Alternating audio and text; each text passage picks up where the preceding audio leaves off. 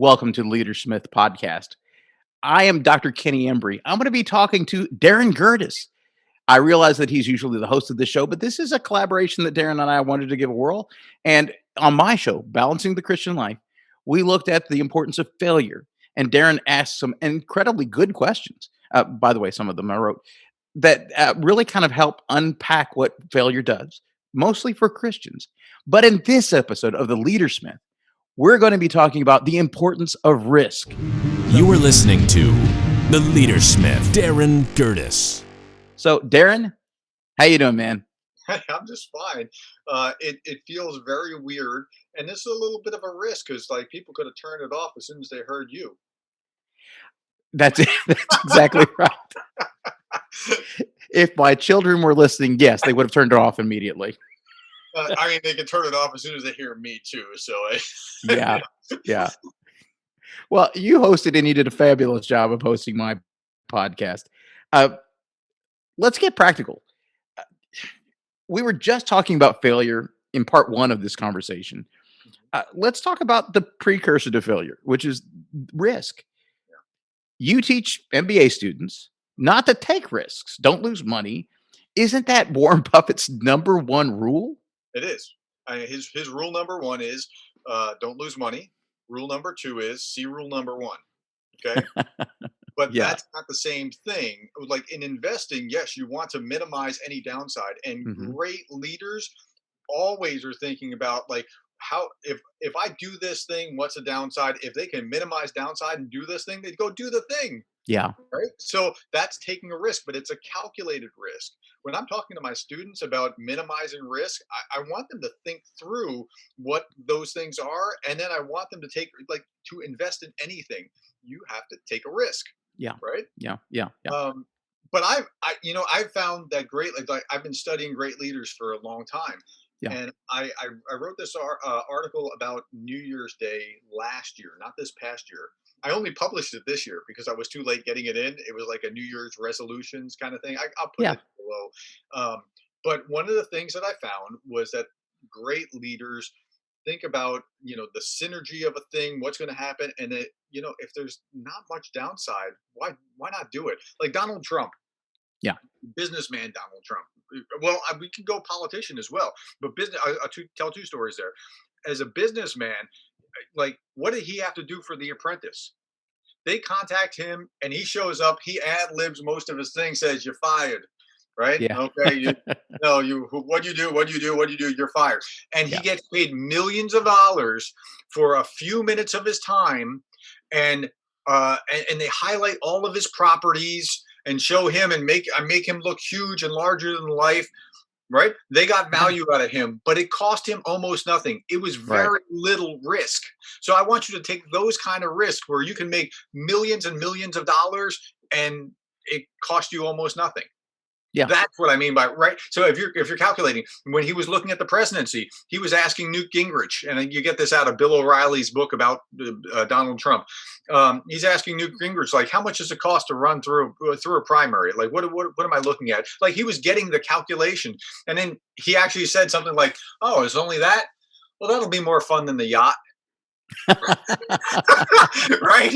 I mean, like that's the way he calculated it. So you have to think through what is the risk reward ratio and then Right. take appropriate risks. So there's a place for it. You don't want to not have risk. You're never going to not have risks. That's just not reality. So you and I both have a podcast. I was just on yours, you're on mine. Yeah. In the summer, we started it. Okay. So I started mine in May. You started yours in June. Right. You probably went through a similar calculus that I went through. I said, what's the downside? What's the worst that's going to happen? Nobody's going to tap me on the shoulder and say, I'm sorry, you only have X number of listeners, you must go home now. No. Right. As long as I can keep this up, as long as I can put it out, like nobody even has to listen to it, and Yeah. there's still no downside to me actually putting it out. Now there is upside. What's the upside? So let me back up. Did you go through that kind of calculus? Like what's the downside? To a certain extent, yeah. Yeah. Okay. So you have to maybe pay for hosting or, Right. a microphone or something like that. But after that, there's really no downside. Okay. What's the upside though?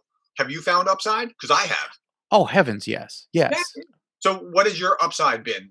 And then we'll compare notes.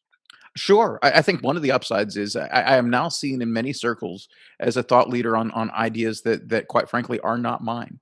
The other thing that is and it was an unexpected upside. I have basically made friends of everybody I've talked to at this point. I would not hesitate to go back and call anybody at this point and just ask them more questions. I think they recognize that I treated them fairly and they like the end product. So I mean, this has absolutely created relationships that I never knew I number one wanted, number two needed, nor number three, I've gotten some opportunities that I never thought I would. I was on. You did a conference, a leadership conference. I mean, in what world would anybody talk to me about leadership? Well, you did, and Mhm. it was because you were on my podcast. Quite frankly, also because we were casual acquaintances before this. But here's the thing: for you and me, well, we became friends. We Yeah. became actually very good friends doing this because we were picking each other's brains about what we were doing. So I see the relational component, and to a certain extent, I've already realized some financial. And by the way, I primarily went into this thinking I'm going to get rich. I Might right take a now, while. go ahead, go Might ahead. that might take a while. Well, it maybe right now I make $60 a month off Patreon. Uh-huh. That is definitely not enough to retire, but um, the thing about it is the advantages that I thought that motivated me to do this are not the advantages that keep me in this. I mean, it's kinda like marriage. I started off with one set of expectations about marriage, but the advantages of marriage are not the advantages that I thought about. What about you?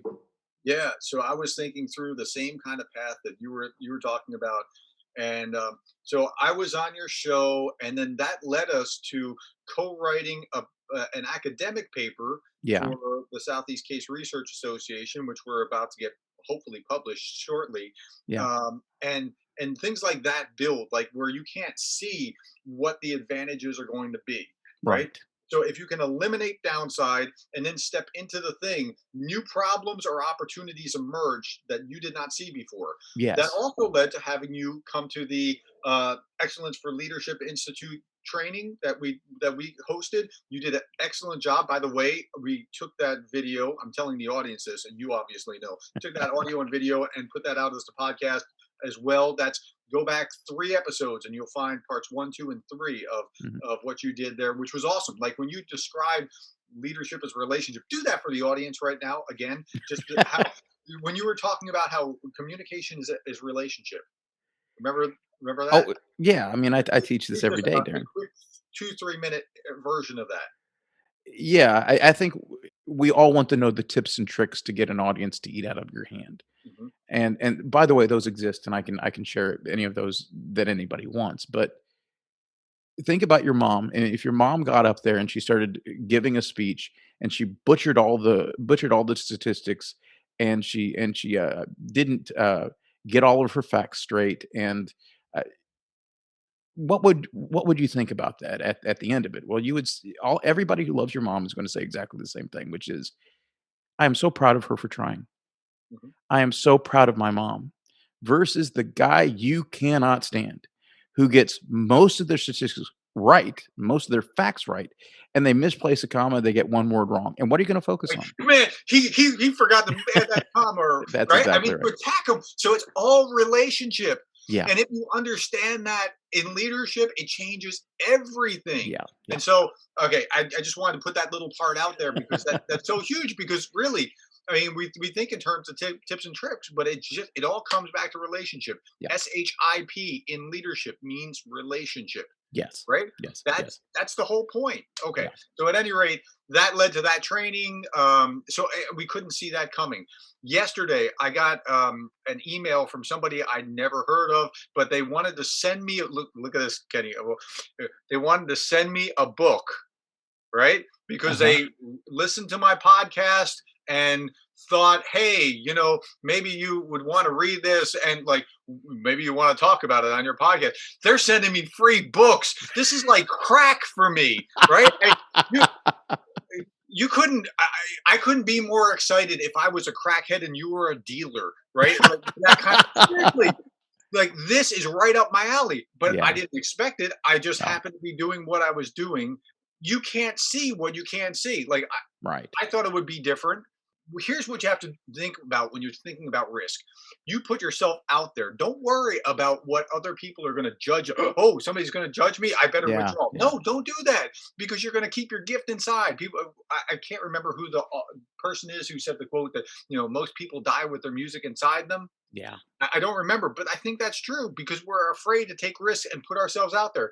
I put myself out there. If you like it, great. If you don't like it, okay. I mean, that's not my problem.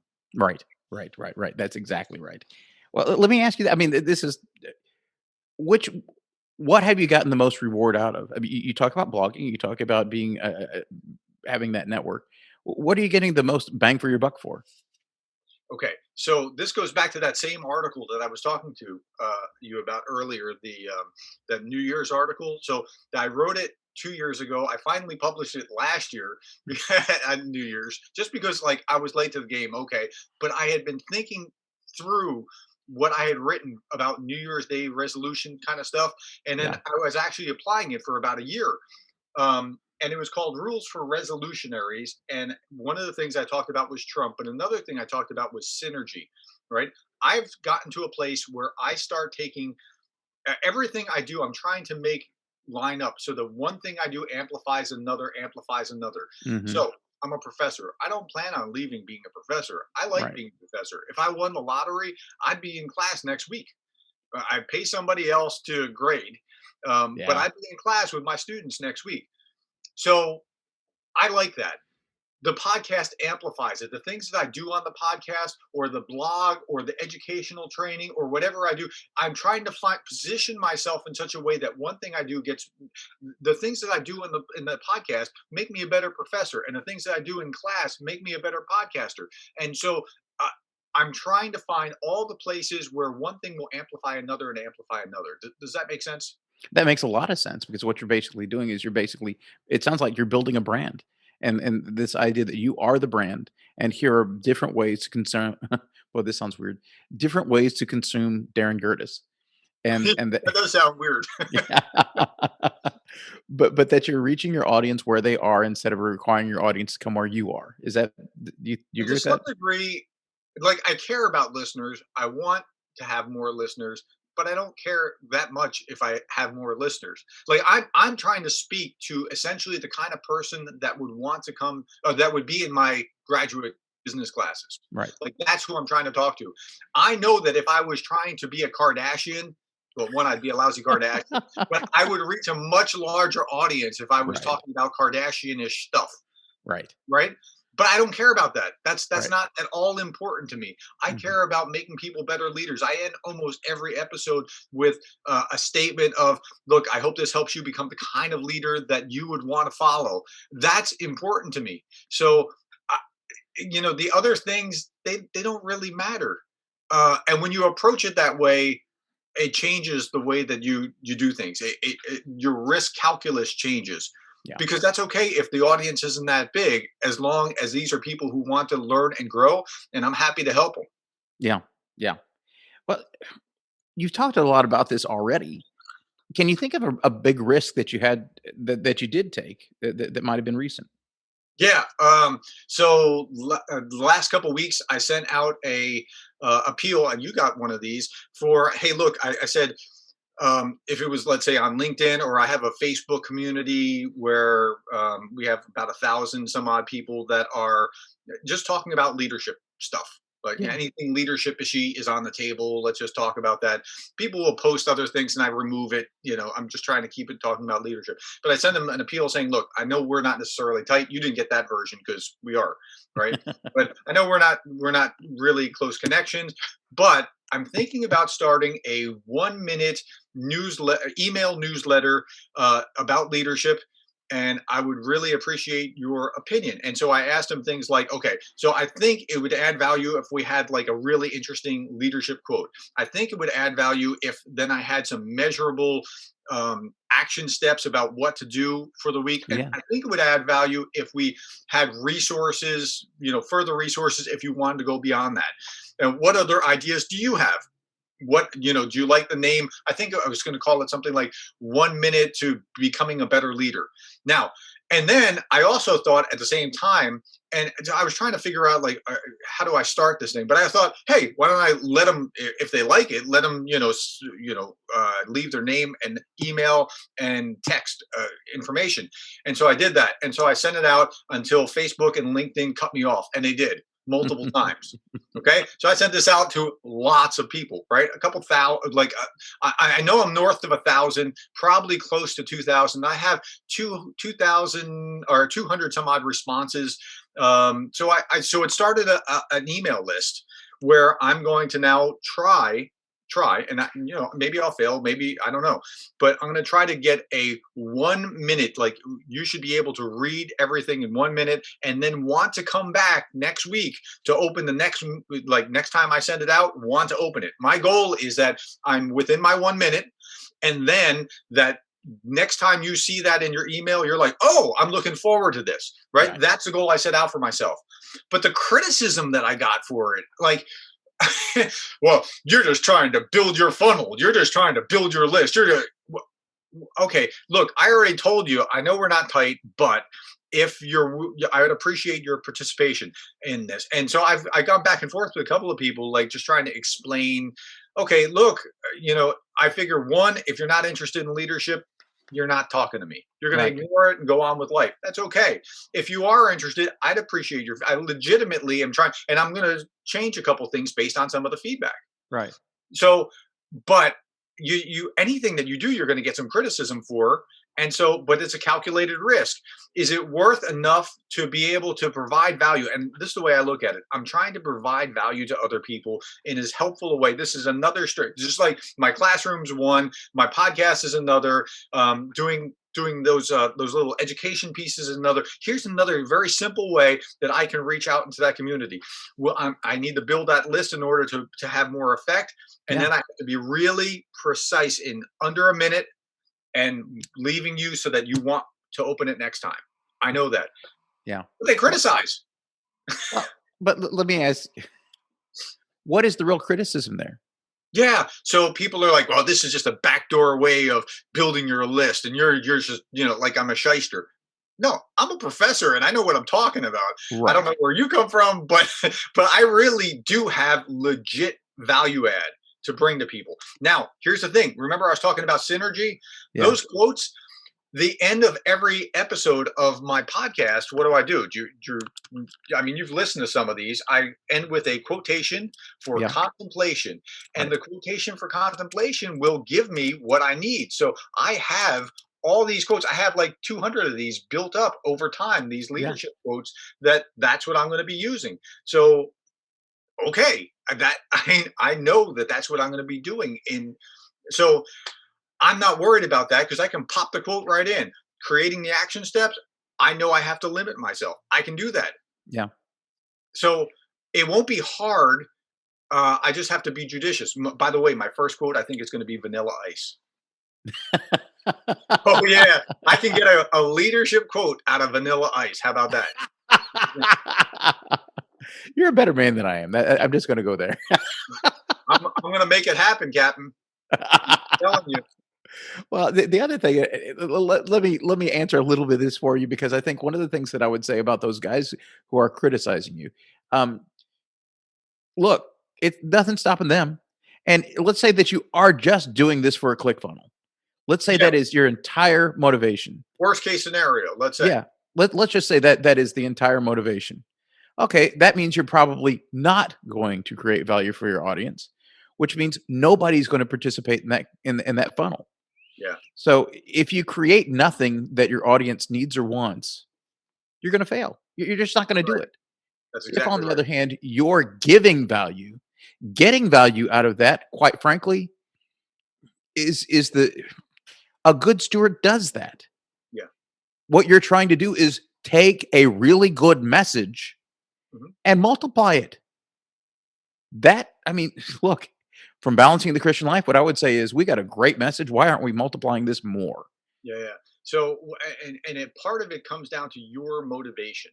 Yeah. Like, yes, my motivation is to build a list, but my motivation is first to add value. And so I'm Yes. even thinking about how do I create this newsletter because I'm trying to figure out how do I add more value. That's the Yeah. podcast. How do I add more value? That's the earlier trainings I was talking about. That's the value. And if you Right. go into it with a I'm not going to say a pure heart because I know we're all fallen sinners, whatever. But I mean, if you go into it with a heart inclined toward how do I add value, it leaks. It's like when you look at somebody and you really care about them, your Yes. message changes than when you don't like them and you say the exact same words. Somehow they know. Yeah. Somehow That's they can exactly tell right. the difference. Like if Yeah. you know that I really care about you, like my students, if you know I really care about you, you receive it differently than if you think, oh, he's just trying to get through his semester. That's exactly right. Yeah. And honestly, I think the naysayers in this situation are just quite frankly jealous that they're not doing it themselves. That They may now, be. I mean, I don't know why you'd be worried about it. Like if you were really worried about it, why even broach it? Just be like, ignore. yeah. Yeah. No, thank you. You could just say no, thank you. So Yeah. so is that a failure? Well, it is for that person, but I was never gonna talk to that person. That Yeah. person doesn't want to hear from me, That's right? exactly So I right. can speak to people that actually do want to hear from me, and but now when I get there, I have to be really disciplined about staying within my minute, Yeah. right? And I You- can do that, but I'm speaking to that audience that said, "Sure, I'm looking forward." And it was comforting that a number of them wanted to say, "Hey, I'm looking forward to this," and I appreciate that. By the way, here's another lesson related to what you were just talking about. You were Mhm. talking about all communication is a relationship. Yeah. This was relationship. You know who signed up the most? People that know me well, Yeah. That's exactly right? right. So to the degree that you know me and heard about this thing, you signed up. And there are other people that signed up too that like I don't know except for distantly from my LinkedIn connections, and I'll take anybody who doesn't look like a prostitute or a terrorist or whatever in LinkedIn, right? I mean, That's if right. as long as they're fully clothed, they don't look like they're shady or whatever. Come on, be my connection. Let's network. Yeah. But yeah. So anyway, you were asking questions. I got way off on a rabbit trail, and then a rabbit trail off a rabbit trail off a rabbit trail. But we're chasing rabbits on your show. That Yeah, you're allowed to do that. that's Uh, fine. my show is balancing the Christian life. Mhm. What kind of defense would you give about risk taking from a Christian perspective? Yeah, so I think you have to. I think that even when God says or Christ says to us to go out and to make disciples, He's not saying you must be 100% successful. You Right. have to. You, there's a risk in that. Now He's not telling you to be the prosecutor. This is really important. Okay, you're not supposed to go, you're bad because whatever. No, you're a witness of what God has done for you, Yeah. and you let the Holy Spirit be the prosecutor to speak to him. Like God's a big God. He can draw that person to Himself if He wants to, and if He chooses to use you as a testimony along the way, great. You are to be that testimony. That's it. But you're supposed to take that risk and let the chips fall where they may. So don't Yeah. worry about that. I was thinking of a quotation for contemplation coming up because I knew we were going to be talking about risk, and I found this great line from Charles Haddon Spurgeon. Spurgeon was like the Yeah. preacher of preachers from a century ago, and he said, "They who navigate little streams and shallow creeks know but little of the God of the tempests." But they who do the business in great waters, these see His wonders in the deep. Wow. So if you're unwilling to take any risk and get out of the narrow streams, you're never going to experience all that there is to experience of God. And I think that's true with any risk. You experience so much more when you step out, like you were describing, into your podcast or into that new job or into that, next whatever the it is. Marriage, we were talking about. I have 6 kids. I'm in a whole different place than I was when I was a single guy. Like Yeah. I couldn't, if I tried to explain it to my 29-year-old self before I got married, I think my 29-year-old self would be like, I'm not, right? I mean, it's a whole different thing, but you have to step into that thing before, and risk is something where you have to step into it to experience it. You can intellectually only know so much, and you got to stop before you block yourself from not doing it by trying to understand everything. Yes.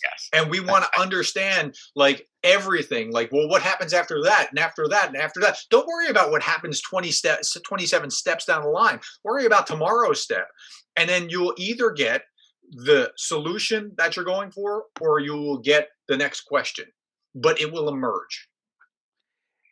I think one of the things that you and I probably agree on is great leaders have often a third sense for trends and kind of, what 2 or 3 steps down the line might look like. Uh-huh. But the other thing that they have is an amazing ability to pivot when step 3 wasn't what you thought it was going to be. Yeah, you have to. You Yeah. have to adjust and improvise and adapt. Why are good leaders so good at that? Well, because they're willing to step. They've gotten practice stepping into it, and once they step into it, they, like I said, you either get a solution, whatever comes next, you get a solution, or you get the next question, and then so. But if you have been trying to stay in your zone of comfort, your zone of safety, you don't have that practice doing it. Look, why is it? It's almost like you're asking, by way of analogy, it's almost you're asking, like, why is a good basketball player good at sinking free throws? Because he keeps practicing. Yeah. When I asked my track coach in high school, Coach Serrano, how do I run faster? He said, run faster. You keep doing it. No, seriously, that's what he Yeah. told me. You run faster. You push yourself, and as you push yourself, guess what? You grow. You become more. Yeah. Are you familiar with Carol Dweck Sure. Mindset, mindset? That's right? exactly right. And one of the things she talks about in her book is, um, people who are stuck. In other words, I am a failure or I am failing now. I'm not good at this versus I'm not good at this yet. And So it's it was an I am versus what? What was the alternative? Because the I am is like a fixed mindset, but that's the right. what was the other term? Do you I remember? no, I don't remember, but I do Like remember that. I will be, or I can, or something Yeah, along those lines. I can't remember what the language was, but it's not your identity that this is what I am. It's just more of like, well, what could be? What could emerge out of this? And if you think in those terms, absolutely step into it. right. And I think you would agree with this. I think great leaders recognize they're not good at a lot of stuff, Oh, and absolutely.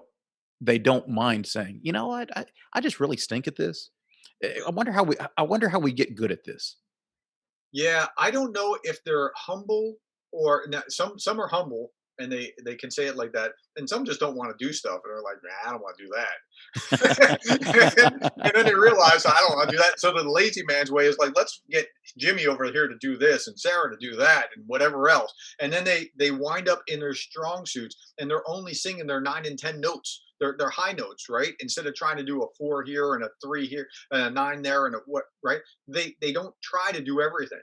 I think Right, when you take risks, you have to take risks into your areas of competence. You're not trying to be well rounded. Like Drucker will tell you, don't do that. And the right. effective executive, don't try to completely be well rounded. Try to be reasonably competent enough to get by on everything, and then be really deep in something.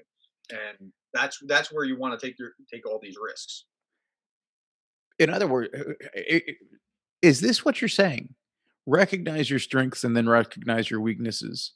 Exploit your strengths and outsource your weaknesses. Yeah, that's exactly right, and that's what Drucker will tell you, and that's what Strengths Finder will tell you, and all the other good books related to strengths and weaknesses. Yeah, I mean, you have to have just a bare, like I have enough. In my MBA, I had an accounting class, right, where I had to learn the basics of accounting. I'm not sure how much I know, but I know enough to know what I don't know and where I would need help. And that's all I need. Like you would not want to put me into an accounting class. I'm not going Right. to teach that class. But I can thrive in my management classes and do an excellent job with those students. And So you just have to know yourself and know what it is that you're good at, what you're not good at, and then build on that. Yeah. Yeah, I think that makes a lot of sense. What advice would you give your listeners about taking risks, especially in spite of potential failure? Yeah, do it. Do it now. Do it. Do it. Do it. Do it. Do it. Yeah, seriously, Nike, just do it, right? Yeah. Or W. Clement Stone used to tell his people. He like one of the reasons for his success was he was always telling them, "Do it now. Do it now. Do it now." Now, understand first before you do it now. Just if especially if there's almost no downside or very little downside, like okay, um, you don't want to take a risk that's going to be like betting the farm like all the time. You just don't do that. Okay. Right. Now there might be an appropriate place for that. But if you can see that there's not going to be a lot of downside, go Mhm. do that thing. As long as it lines up with your strengths and weaknesses, or your strengths, not your weaknesses, and you're able to, go do like if you wanted to start a podcast and you've been wondering about that, I was talking to there's a podcast now called Leadosophy. You can go Google that as well, and just look it up. He's on like 30 episodes now. So we started that because now when I say we started, I was talking to him in a Zoom meeting. We were going to talk about something else, and we're waiting for other people to show up. Nobody else showed up. Right. And so we're talking about this. It was something about something leadership issue that we were going to be talking about in a Zoom meeting with some others. And it was just Tim Woody and I, and we are just talking. And so Tim was talking about, yeah, I wanted to start a podcast. Well, great. I'm going to introduce you. This is our first episode. And so I introduced him. I started working through this. Hey, this is the first episode of whatever. And we started talking, or actually, I had him introduce me. And then we started talking. I'm saying, I'm going to be your first guest. Let's do it. Can that thing, put it out there. He started, but he's on episode whatever he's on now because he started. Go Yeah. start. That's the key. Yeah. You Yeah. can't, like, was it Ford that said nobody ever became famous for what they were going to do? Yeah. Okay. So start. That's the key. Take the risk. Go out. What would it have hurt him? Like, he's not going to die, right? It could, I mean, oh no, what will people think? So what? We've already been over that ground. So just go do that thing. Why don't people just do that thing? They're scared. They're afraid of failure. They're afraid of being judged. They're afraid of what if I'm not good enough? One of the things that I appreciate about 2020, what my it's not necessarily my last episode here. One of my more recent episodes was Happy Birthday COVID. Okay. That sounds terrible, but like, when you think about that, it was about a year ago that, everything shut down. In 2020, 2021, what we learned was it was terrible, right? A person died a minute from COVID. It's terrible. Mhm. I wouldn't wish it on anybody, but there's a silver lining to that dark cloud. And that is we don't have to have everything perfect. Like the guy from the Daily Show is, interviewing people from his couch Yeah. on Zoom. Well, Yeah. okay, I'm in my home office. I can do that. And Yeah. so step into that thing. It's okay. You don't have to be perfect. Just go step into it. I've asked this on in my Facebook group, in my Facebook leadership group. It's Mhm. Facebook /groups / learn leadership. Come join Mhm. us. Okay. Yeah. So I've learned that there. I put out something saying, what is your potential? If your potential is a 10, how are you living to your potential? Give me a number of where you are relative to your potential. It's amazing how many threes and fours are out there, and they're being honest, right? Right. Because they're really not living, they're not stepping into what they could be stepping into. I don't know that podcasting is the end of my potential. I hope it's not. I mean, I hope I have some other things that I can contribute to life and society and leave a mark. But I know that before I was doing this was more than what I was doing. So here I am having some effect. And people will tell me periodically, hey, I listened to that and you told me this and that really helped. And great. I'm glad that I can add value to your lives. That's the point. But step into it because you're keeping others from potentially good stuff that could better them because you're afraid. Don't do Yeah. that. Yeah. Well, okay, let me give you a few of them. I don't have the time. I Uh-huh. don't have a microphone. I'm not gonna be very good. I know I'm not gonna be very good. There are a lot of parts of this that I don't understand.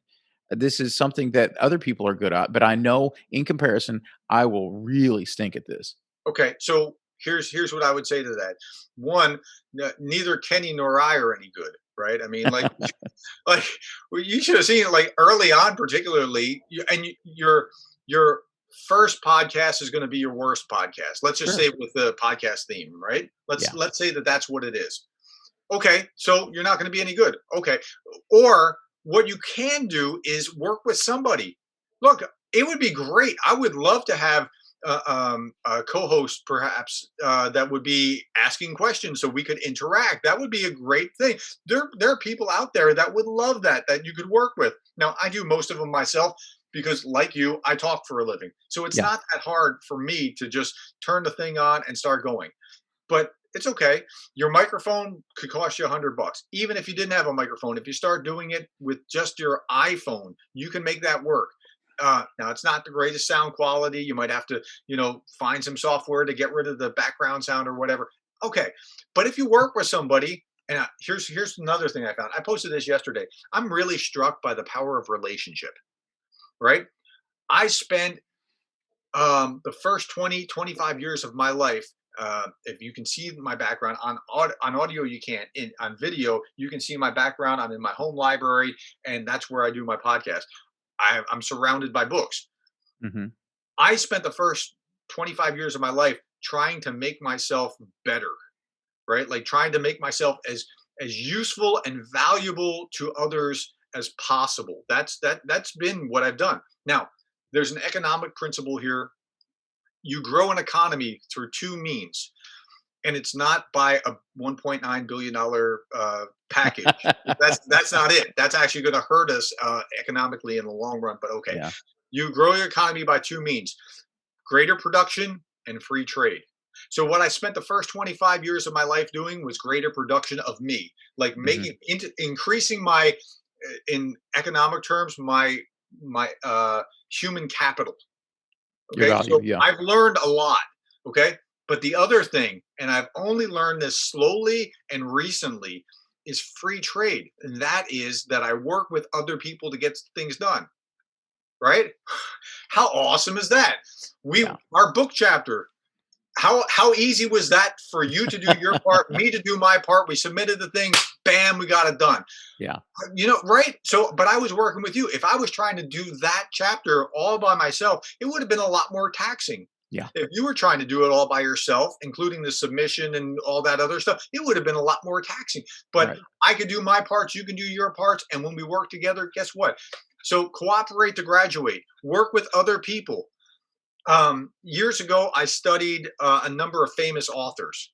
Okay, so Covey and Maxwell and Ken Blanchard, and you name the who's who of leadership. Ken Blanchard is the model, man. Ken Blanchard, how many books does he write by himself? I Almost don't nothing, but he's Yeah. got like 50 books to his name because he co-writes with other people who, they do a lot of, the storyline, and he works out his pieces of the puzzle, and bam, he's got something. Work with other people. Yeah. That's a Yeah. way of minimizing risk. So I'm telling you, just do, so here's what I want you to take away: minimize the downside. If you can minimize the downside, just do it and work with other people if you don't know how. That's it. That's the story. In fact, you could have just skipped all the way to the end here right now and just listened to the last few minutes, and from this point, and you would have gotten it. That's it. What about the taste question? Ira Glass, I don't know if you know who Ira Glass is, but he does, This American Life. Are you familiar with that? Yeah, sure, With sure. Ira Glass said, "The problem with most of us is as we start, especially doing audio and things like that, our problem is that our talent is not nearly as good as our taste, and that we recognize that what we want to get done is, quite frankly, outside of our skill set. That Right. we know what we're producing is not as good as we would like for it to be." How do you get past that? Run faster. You want to run faster? Run. No, seriously. If you Yeah, that's want to right. run faster, run faster. Coach Serrano, I publicly thank you for that because that has got me a long way in life. Right? You have to keep at it. You have to grow. You didn't Ira Glasser didn't become Ira Glasser from the when he was 20. Like Ira Glasser of 50 is going to be a very different product than what he was at 20 Right. because he kept at it. So keep at it, and you keep at it by starting. So do it now. Yeah. This isn't rocket science, right? I mean, just start and then keep improving. If you were to give yourself advice, if you were to look at yourself at 25, what do you wish you would have known then that you know now? What I just told you about relationships, because I came very slowly to that thing. Look, I came across this thing some time ago. What the rich tell their children, what the middle class tell their children, and what poor people tell their children about how life works. Like the Mhm. poor communities, they're telling their children like, "Hey, get this free stuff." Right? And they Yeah. keep staying locked in that kind of cycle. Get that free aid or free whatever. Middle class are telling you, go study hard, get a good job. If you can see on the video version of this, you look behind me, it's nothing but books, right? Right. I was squarely in that middle class. What are the rich people telling their children? Relationships. It's all about relationships. Network, make connections. I had a good friend I was just meeting with last week. His dad told him, if you get a job when you go to college, I'm going to severely discipline you. Do not get a job. Make friends. I love that Wow. of it. Yeah. That's mind blowing. And everybody knew this guy. Like everybody from my era in my college knew this guy. Make friends. That was his job. Right? That is That really is smart. freaking brilliant. Yes. So there's such a difference between try to get that free stuff. It's almost like the difference between increase your income as opposed to save more, clip coupons, right? No, they're two totally different ways of thinking. Right. And here's three different ways of thinking. And I wish that I had been steeped in this idea of relationships, and because really, like you were talking about, everybody that is on your podcast will talk to you. Great, and that they're going to amplify my abilities. I mean, these people that I know that I can work with, as opposed to me trying to do it all by myself. Yeah. Yeah. So that there's safety in relationship, and that minimizes the risk. And with that, I'm going to end with our quotation for contemplation, which And is again, this. Huh? yeah. Oh, you have one? I've got one. Oh, I've whoa! got one. Look at Yeah. that. Look, Somebody else with I yeah. know. And this is from Walt Disney. And he says, the way to get started is to quit talking and begin doing. Oh, yeah. I love that. That isn't that great? Yeah. Yeah. The way to get started is to quit talking and what? Begin doing. And begin doing. Man, that's just awesome. Do it now. Do it. Yeah. Just do it. Well, Hey that's man, Nike. I really appreciate you being willing to be the guest host so that I could be interviewed and we could do this. And you're welcome on this podcast at any time. And the same goes for you too, Darren. This has been so much fun. I have enjoyed this a lot.